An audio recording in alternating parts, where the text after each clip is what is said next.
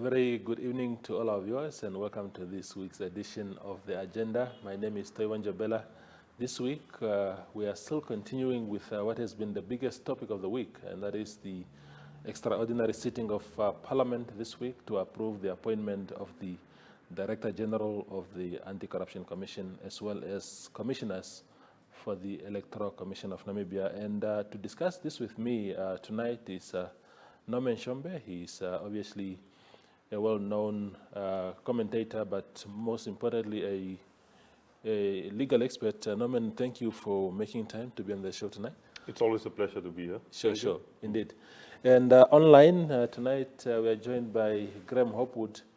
He's an economic and political researcher, of course, serving as the Executive Director of the Institute for Public Policy and Research.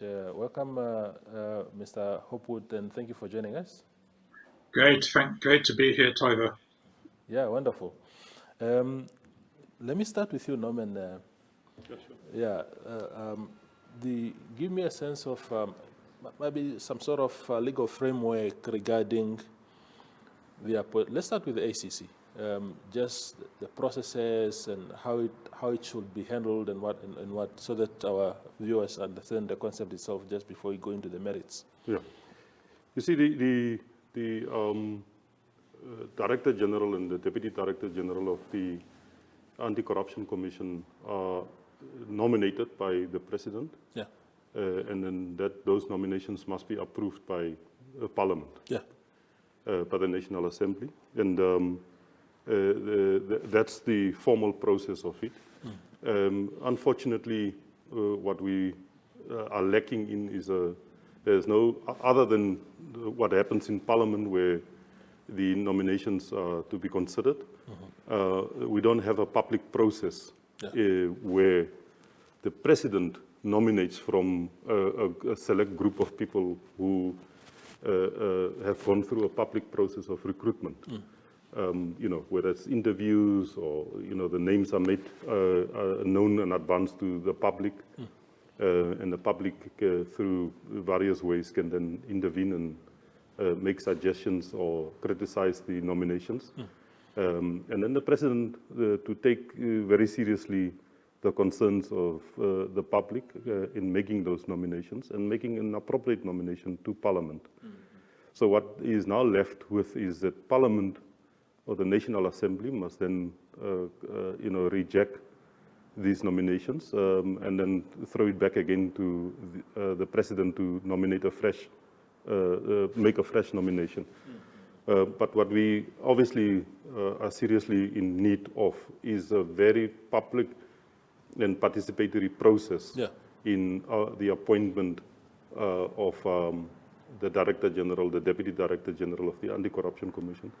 And not just that, quite a number of other heads of institutions that are of critical nature to constitutional democracy, where it can make or break the democracy. We need to have a participatory process that is very public and transparent, that has the integrity to ultimately produce the right candidates. Indeed. Graham, what is your take on what Norman has just said, especially on making the process a bit more participatory so that this critical thing is not only left to one person in the country? I absolutely agree. I think this needs to apply, across different key constitutional posts, like the head of the ACC, the head of the ECN, the Ombudsman, and the Auditor General, for example. And some similar kind of process can be used. The ECN has almost got it right in the sense that they have public interviews and an independent panel doing the interviews and making recommendations according to the Electoral Act. But the Anti-Corruption Act is deficient in the sense that it doesn't map out any process. It just leaves it totally in the hands of the President to nominate to the National Assembly. And so we need to introduce those changes to the laws. But even in the absence of those changes, the President could have chosen to do a more public process, just as the Judicial Service Commission did with the Ombudsman, where they were not bound to organise public interviews, but they said they would do that. So we failed on this front, and that's why we've reached this point of absolute dissension about who should be reappointed. But the other point and the other problems with the laws is that the executive in the form of the President has too much influence on the final appointments of both the ECN commissioners and the ACC Director General and Deputy. So we need to remove that and give Parliament the primacy in terms of the appointments and reduce the role of the executive. And I think that's the only way we can restore public trust in these crucial institutions. I'll put another question to you, Graham, and that is one of the key buzzwords at the start of this administration in 2015 when he took office was issues around performance management, and people like cabinet ministers were made to sign some sort of agreement to track their performance and also supposedly to assess how they have performed. The idea, essentially, at least on paper, meant that after a certain period of time, there will be an assessment of their work to determine whether to continue in those portfolios or not.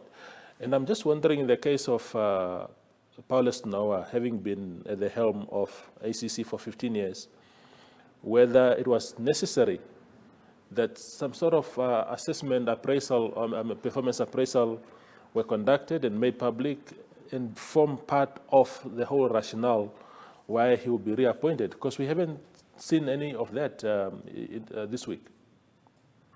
Well, it would be useful, but it would be crucial that whoever was doing the performance appraisal was fully independent again, because you saw yesterday in Parliament references to the glowing performance of Mr. Noa, and because he's on a committee in the African Union, or he some reports that I haven't seen that says we have done well in terms of our compliance with the UN Convention Against Corruption.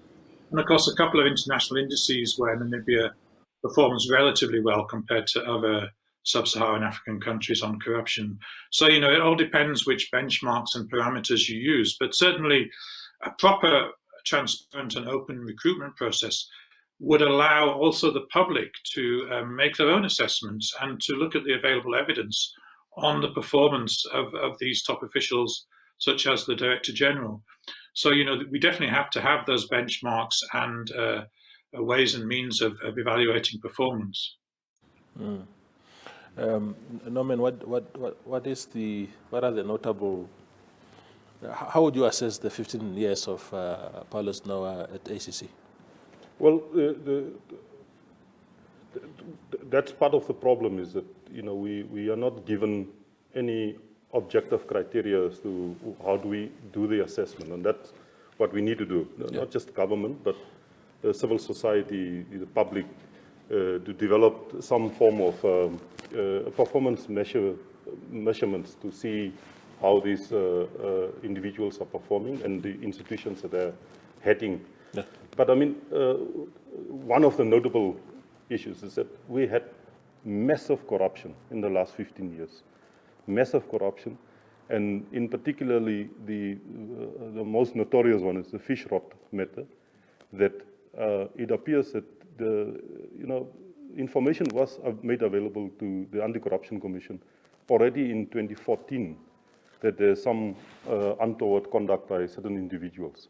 I recall newspaper articles where two of the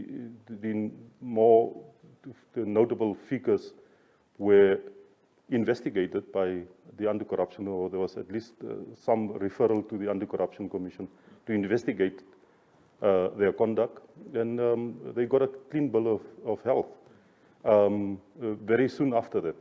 And then fast forward another 4 or 5 years, this thing is uncovered by the media and the foreign media and the locals here, that it's indeed massive corruption that it was impossible, with hindsight now, impossible that the Anti-Corruption Commission could not have seen these things in 2014 and 2015 when they apparently did an investigation. So the performance was terrible, exceptionally very terrible. And we must look beyond this mediocre type of recruitment that we have. We have seen quite a lot, both in terms of formal recruitment of employees, but also what we put forward as our politicians to vote for and put in parliament.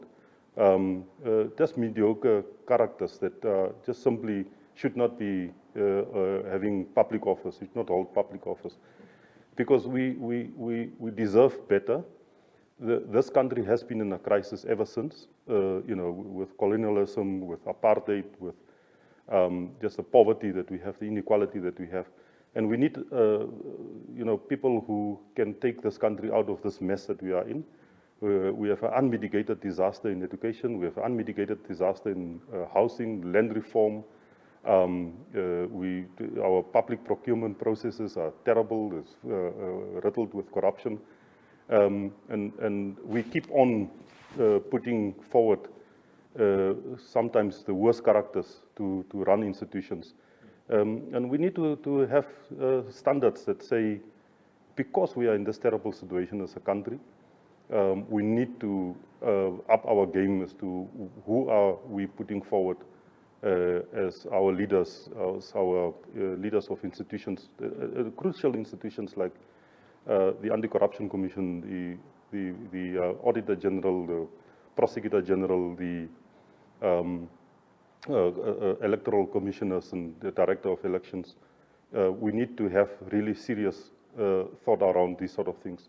But in the last 15 years, as I said, corruption has spiraled out of control in this country, is systematic, and we seems to be have our heads in the sand. As long as we don't see it, it will go away. That's the attitude that we have here. Yeah, Graham. Sorry for putting you on the spot, but I'm wondering. I mean, you mentioned Parliament earlier. You seem to have been following quite well. The announcement late on Thursday that the appointment of Paulus Noa and Erna van der Merwe seems to have gone through, and there were a lot of questions as to how that process was carried out. People are saying, "Oh, looks like it was a caucus decision that was just endorsed by Parliament," and so many things. Did you observe anything untoward in the manner in which this thing sailed through?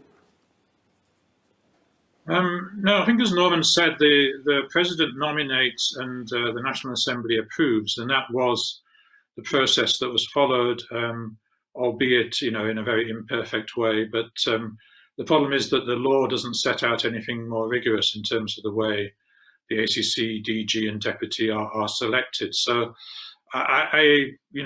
whether at the end of the day, the president is the one who has decided and to nominate, and because SWAPO has a majority in the National Assembly, it was always very likely. I don't know if you need caucuses or not, but the SWAPO would vote as they normally do en masse in one block to back these appointments, and unfortunately the opposition walked out for the vast part of the ACC debate, but in the National Assembly, but these things then sailed through. So I didn't, I thought it was unfortunate that the opposition did not use this opportunity to interrogate the role of the ECN commissioners and probably more significantly the track record and role of the ACC Director General and Deputy.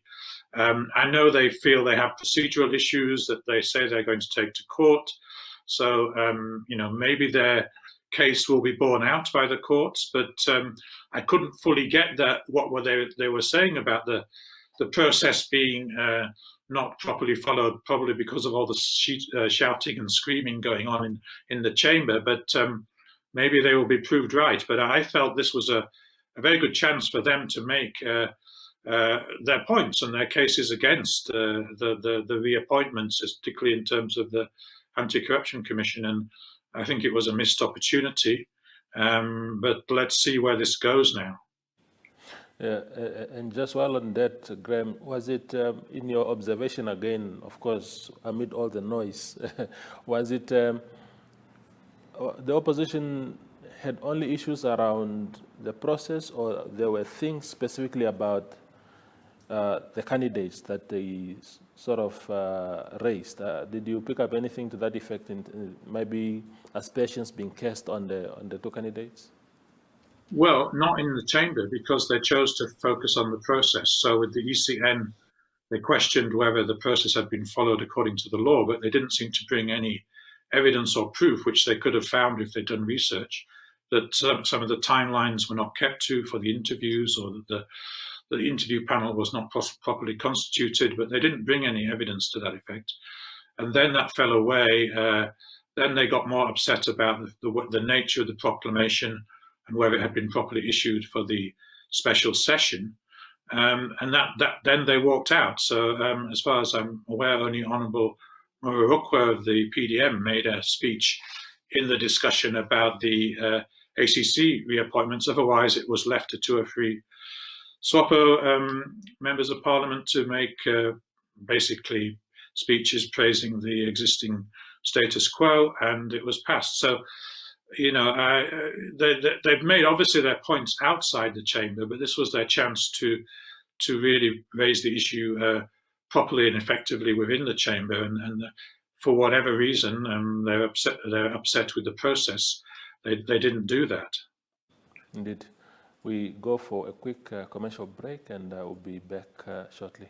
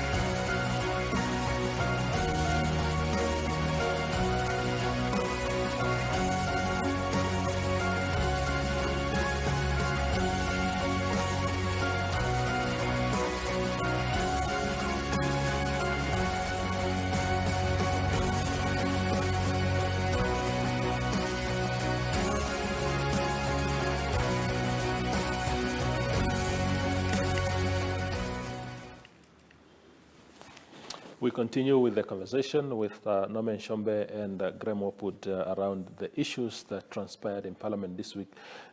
Before we went on a break, Graham spoke about the missed opportunity by the opposition.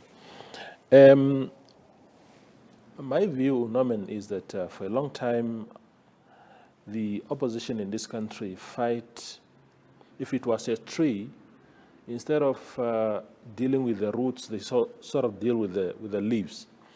I am saying, for example, why isn't the opposition challenging the things that you mentioned in the beginning to say, well, you know, instead of really focusing on Noa and Erna van der Merwe and how inept they may be perceived, how about challenging the process itself, so that even if after the 5 years from now when these guys are gone, that we really start afresh with a more participatory and inclusive process? Yeah, I said it earlier, that, and I would repeat it again, that we unfortunately have this great ability to put forward the worst characters as our leaders.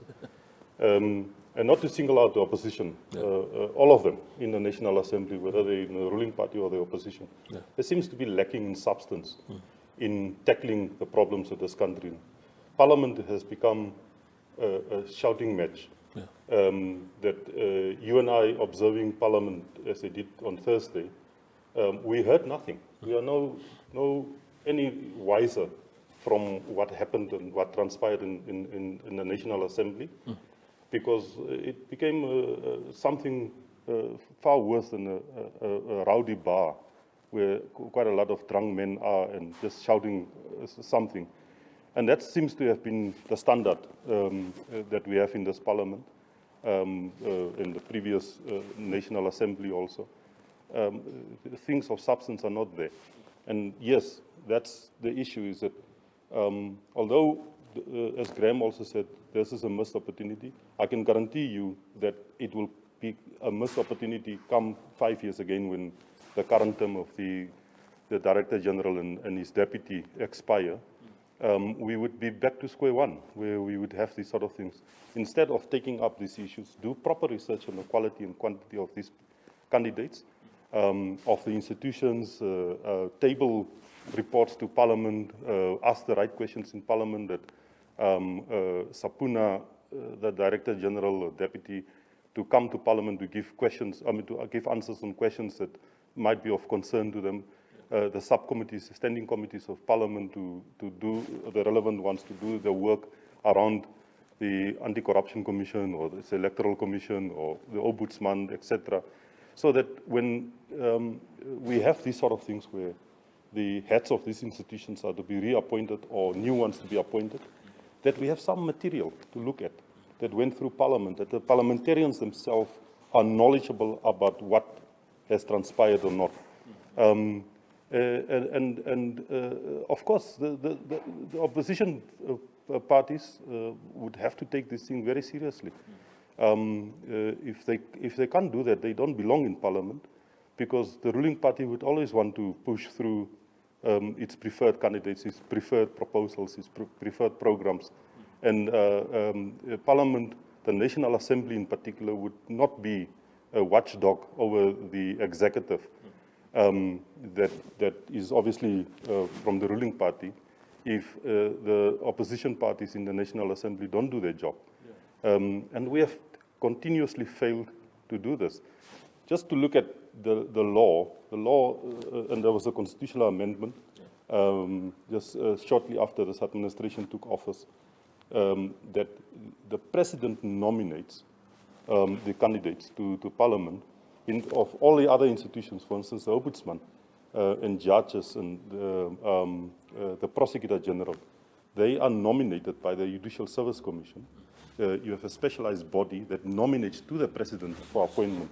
And in this way, it's the other way around. That's something that the National Assembly should be looking at. But remember, the opposition parties, particularly PDM that was in Parliament at the time, NUDO and UDF, were participating and voted in favor of these constitutional amendments not so long ago. Without giving some thought of it, without doing research around it, without consulting the public about the wisdom of these sort of amendments. And now we come and shout very loud and high when these things come to bite us. This is the type of leadership that we unfortunately have elected. Yeah. And Graham, one of the challenges that I foresee personally, and I could be completely wrong, is the fact that the terms of the Director General and the Deputy are running concurrently, meaning they would have left at the same time, even this time around. And naturally, we can suspect that they might have to live together 5 years from now. Is that healthy for an institution? I mean, from an institutional memory point of view, for example, would it not be ideal if one of them leaves earlier and stuff like that, instead of them coming at the same time and leaving at the same time? Well, I think it should be a fixed term, maybe 5 years, and then they can reapply for their posts if they wish to, and an independent, transparent process should then select them. So it's possible, for example, that the deputy could then succeed and become the full Director General. I don't think they have to go together, but and it's also possible that we would get completely new people in. And the point was made, I think there seems to be in a letter from Mr. Noa to the president saying, please keep me in post because of the continuity issues around, he didn't say fish rot, but I think obviously high profile and complicated cases. But every institution really has to have a process where change is possible, and that if that change happens, then there has to be a handover process, and whoever comes in as a new person should be able to take over the reins and be handed the key issues and the cases that need to be tackled. So I don't see that they are locked in together, and we could have had change, or we could have had change in one of the posts. But as both myself and Norman have stressed, the problem is the process. If we'd had a proper process that was open and transparent, we would have a much better result and more likely to have consensus amongst the public and a higher level of trust, and also consensus amongst the parties.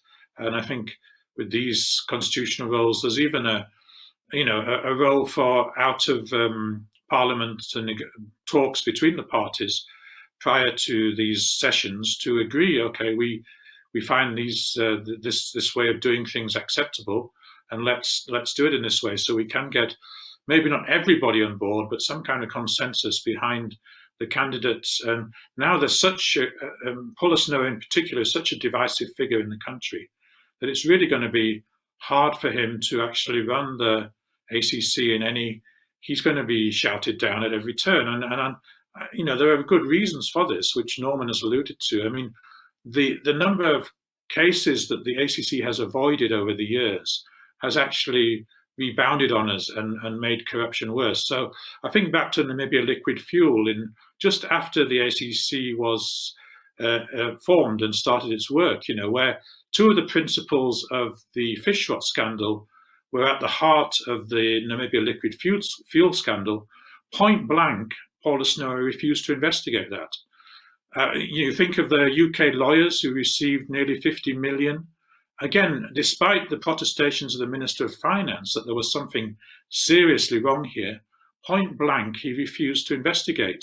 The failure to take up the SME Bank as a proper full anti-corruption investigation. So there are so many cases like this where he has not, he's basically just refused. Apparently, it seems because issues are too politically sensitive to follow through. So, I think the issue is, though, that the level of public trust is so low.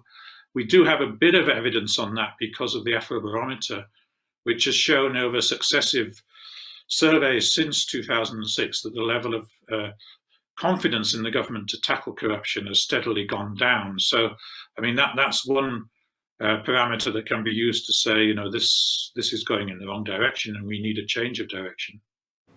Yeah.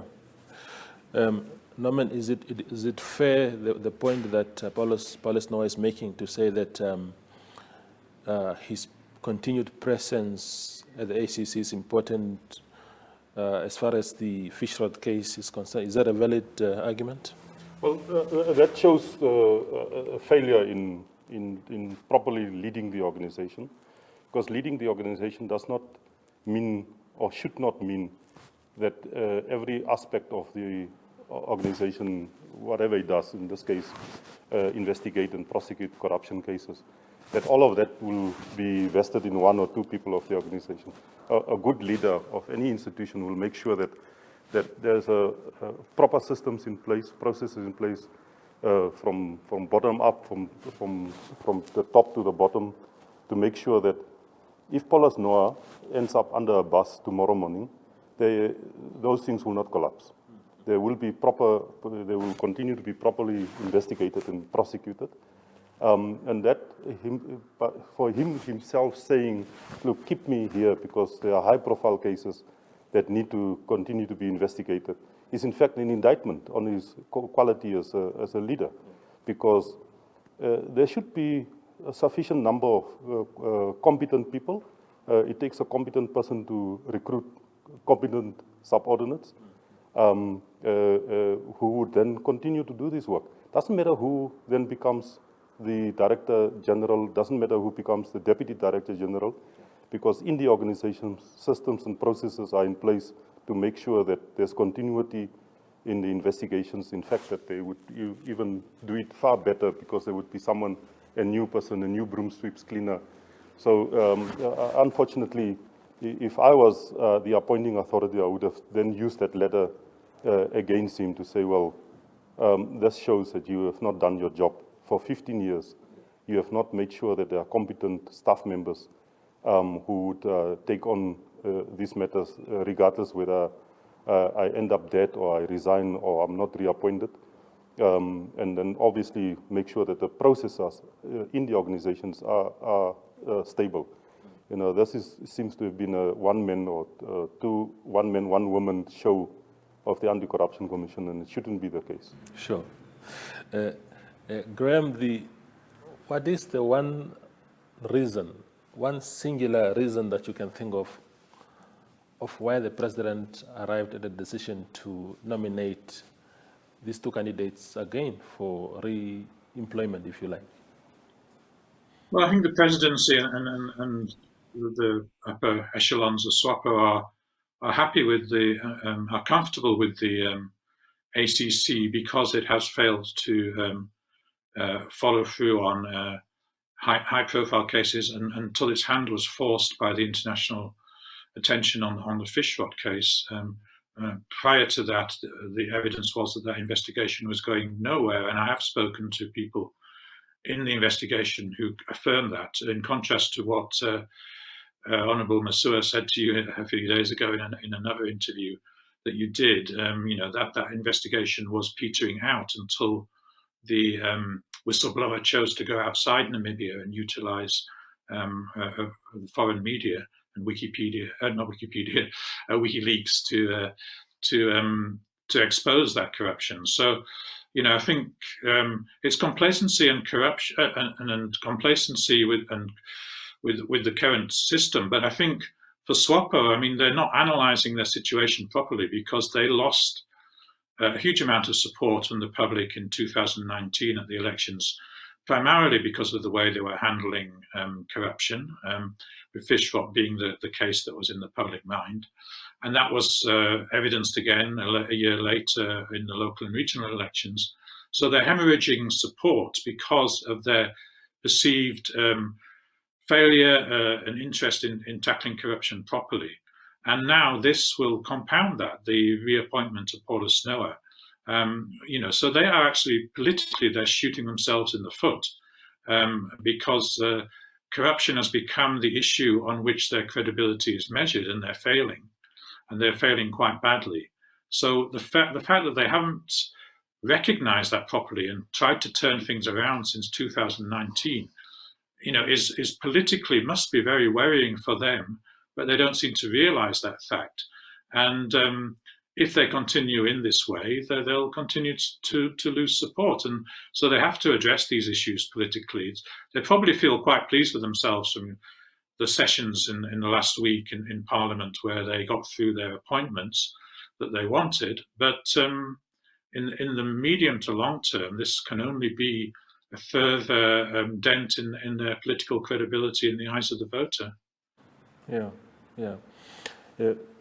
Norman, I think Graham earlier on alluded to how much this matter has divided opinion across the country. And there's an overwhelming opposition, not only in Parliament, but across all spectrums, you know, as far as this thing is concerned.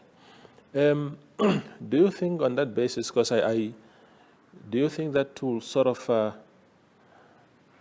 inspire Paulus Noa to realize that people have not been happy actually for my work or with my work for the past 15 years, and therefore I must sign out on a high? Could that work as an inspiration for him to do better? I certainly hope that it would be an inspiration to perform far better than what the performance has been for the last 15 years. Whether he will do that or not, I don't know. But one thing that Graham mentioned, that the ruling party lost support in the 2019 elections and the 2020 elections, national and regional elections, and maybe the landscape is changing. That we have new characters in especially the opposition benches. I think 4 or 5 major towns in the city. The chairpersons of the councils, the mayor, are not of SWAPO. Swakopmund, Walvisbaai, Windhoek, quite significant in the south, completely in the hands of opposition party. Well, they're not opposition, they're actually the ruling parties in those councils. And that landscape might be changing. So that you would have, for instance, much more litigation around issues on corruption. You would have much more open eyes, people criticizing investigations or lack of investigations coming from politicians and of all of these different ones. Because I think generally, and then social media has helped a lot. So you have a lot of, the youth, people 18 years to 30 years, who, they have access to smartphones and Twitter and Facebook mainly, and they can really, really make comments on the social media that otherwise would not have been made. And I think those type of things would make someone like Noa, if he wants to perform the way that he did in the last 15 years, will make his job very, very uncomfortable. He would be so much in the public eye that he has to do something right. Otherwise, he would have to sign out on a very, very low note. Definitely. We are going for our short break, and then we'll come for the last stretch of the show.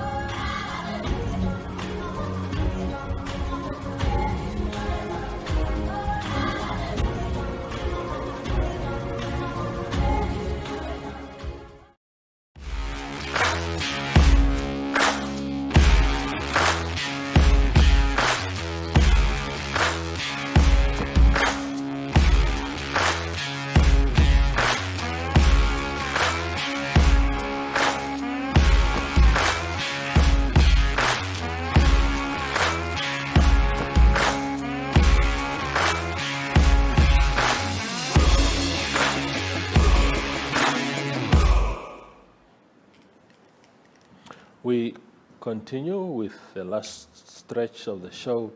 Graham, let me ask you this. You've been involved in so many, you've written and researched extensively on the issue of elections. And I'm just wondering, we spoke about how fish rot has affected SWAPO's votes. They have lost votes in 2019 and 2020, mostly because of the fish rot scandal. But what is it that will gain SWAPO votes, to regain their votes? Is it covering up further corruption and therefore be perceived to be not corrupt, or actually being seen to take bold action against corruption?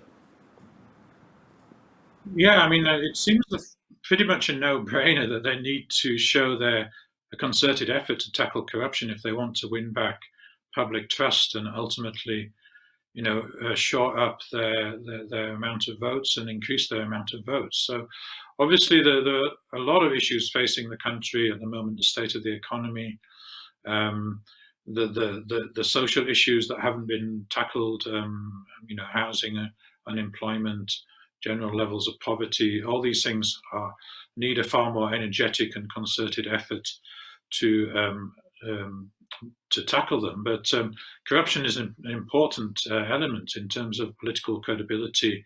For any party, they have to be able to put forward a very clear set of policies for tackling corruption, but more than that, they have to demonstrate their own integrity. And I think that's where people are now doubting many in SWAPO. I think the problem is that there are, I think, people of conscience and people who are of integrity within the party, but they don't say anything. They stay quiet. And that's a huge problem, because there has to be reform from within the party to clear out the corrupt elements and to tackle corruption properly. I think SWAPO's, again, probably complacent, because despite the opposition being stronger overall in the recent elections, they're still a very disparate bunch of smaller parties and individual figures who don't speak on one page and don't follow things through. So I think there's a big problem for SWAPO, but there's also lots of problems for the opposition, and generally I don't have a good feeling about the way democracy is going in Namibia. So, Norman, one of the opportunities that SWAPO has to redeem itself, one of the closest platforms to redeem itself, is the Congress next year. What kind of what should happen in that Congress for SWAPO really to emerge as a renewed organization ready to recapture its lost support and lead the country better, if at all they will be given the opportunity to lead? Look, I mean, we have seen this with ruling parties across SADC, particularly Angola, Zimbabwe, South Africa, to some extent Mozambique, because of the distance and language, we obviously don't know much about there. But yeah, it has been a situation that individuals in those ruling parties become the law unto themselves. They do these things for self-interest. So people go into positions, whether it's into the National Assembly or into local authorities or regional councils, into other institutions where there's some political flair to it, for self-interest. And that would be it has been the Achilles heel of all of these ruling parties in SADC and definitely in other countries across the African continent. And that's what SWAPO needs to deal with. That there are genuine people who are genuinely there for the public interest, who want to lead the country, and not necessarily just be a good SWAPO leader, but be a good national leader in those positions. And that's what they need to do, get rid of those self-interested people who are there to make sure that they get the tenders, that they get the positions in parastatals and the like. Get rid of those people, and that would be the starting point where SWAPO can then say, look, now that we have people in positions of leadership of the organization, that is the ruling party of the country, that have the integrity and the necessary skill to run the country, we would have proper policies that are people responsive and not self-interested issues. Graham, speaking of liberation movements that seem to have, all of them are generally in trouble, but if you look north, the MPLA in Angola seem to have not turned the page, but the new president who emerged out of their Congress, of course, what is his name, Joao Lourenço, seems to have done not too bad a job in terms of really cleaning up a little bit. We don't, because of the language barrier, we don't get to read everything that is happening there. But we know that he did some things against particularly the family of the former president that is perceived to have been very, very corrupt. Yeah, I think Angola had reached an incredibly low point regime, and the new incumbent who came in, had a choice. He could have continued with that level of corruption, but it would have ultimately destroyed the country. So I don't know if it's for reasons of political survival or because he's a man of integrity, but he has, to some extent, turned the page on corruption and started a new chapter which is more positive. I don't think we've reached that point in Namibia where things are, although we might be getting there, but things are so incredibly bad. But certainly that realization hasn't dawned within SWAPO. That's the problem, I think, that they don't seem to, the leading politicians are so defensive, it's become a way of life for them. Unfortunately, maybe because of our political system and the party list and so on, the younger politicians are just the people I know who are independent thinkers, when they're in private, are just jumping on the praise-singing bandwagon. And that's not going to help the party. That's not going to help them recover their credibility. So there has to be a realization amongst key figures within the party that the things have to change. One thing they can do at Congress next year is to introduce very strict rules. Nobody gets anywhere within the party in terms of leadership unless they've actually signed an integrity pledge, unless they've said that they have not been connected to any kind of corruption and that they have nothing on their record. But at the moment, we have people on the Politburo, people in Parliament, who are convicted of corruption-related offences, and nothing has been done. So, and even the excuse for getting rid of some of the fish rot suspects from the structures was not directly related to corruption. It was more that they hadn't turned up for a few meetings because they're actually in jail. So, the failure to tackle these issues is not shocking in a way because that we got used to it, but it's shocking because the principals in SWAPO do not realize that they are destroying their own party. And it's a party that was the liberation movement. They can learn lessons from other countries where liberation movements, have started to turn the table to some extent on corruption, like Angola, to a little bit in South Africa. I don't think anybody's convinced yet that Zuma period has fully been expunged. So, as I said before, this is a crucial moment for SWAPO and in the lead up to the next Congress. And if they continue in their defensive mode and demanding ultra loyalty from all their members instead of integrity, then they're going to continue to be in trouble. Yeah. Norman, briefly, Graham spoke about South Africa, and I was actually that was my next question to you, to say, when this sense of renewal occurs, it is never without opposition within the movement itself. I mean, we see now Cyril Ramaphosa, of course people have a lot of views about him, but one of the things that he has done quite well is, putting some sort of accountability within the party. Of course, the people that are affected by this are those that were against him at the Congress last time, and some therefore perceive it as purging of opponents. But they have an ethics committee within the party now that brings before it anybody who is perceived to have committed crimes and whatnot.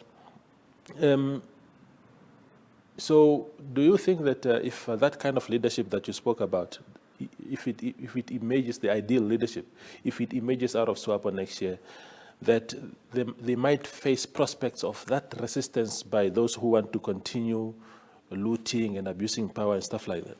Oh yeah, no, that would always be there. Even part of the problem is that there are some people who are corrupt who don't see their corrupt actions as corrupt. So they think, look, I mean, this is the way things are being done and that sort of thing. So if you remove these people because of what they did, they will obviously resist because genuinely they actually don't believe that they committed any corruption. So you'll have that resistance. There are obviously ones who simply just want to steal and they want to remain in those positions to continue to steal. You would have probably the most violent resistance from people like that. But the ANC is a fairly special case, I think. ANC has, and I'm not an expert in South African politics, but from what I've observed, the ANC has had these type of integrity commissions, ethics commissions. Even before, when they were still in exile, they investigated the atrocities that happened in their camps when, SWAPO was turning a blind eye to it. They would be doing things like that, and they had intellectuals and people with the ability to draft constitutions. They sat and, did all of that. And yet they just keep on having the most corrupt people on the continent as in their leadership. So they're fairly a special case, and I can't put my finger on how things will turn out in that country. Things seems to be moving forward. The elections for the National Executive Committee, the split completely half in favor of, the camp of Cyril Ramaphosa and the camp of Jacob Zuma. And that's the Achilles heel that Cyril Ramaphosa is sitting with. He can't just move where he wants to move the organization with, because he has people keep on dragging him down. The Secretary General is suspended precisely because of these issues of corruption. He has serious problems in the ANC.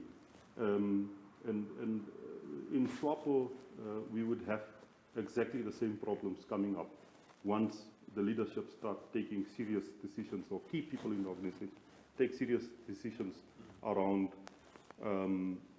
integrity of the individuals who would be,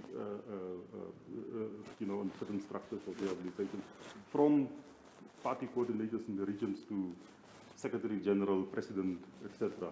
All of them. If there's certain standards being put up there, you would see the resistance from some people.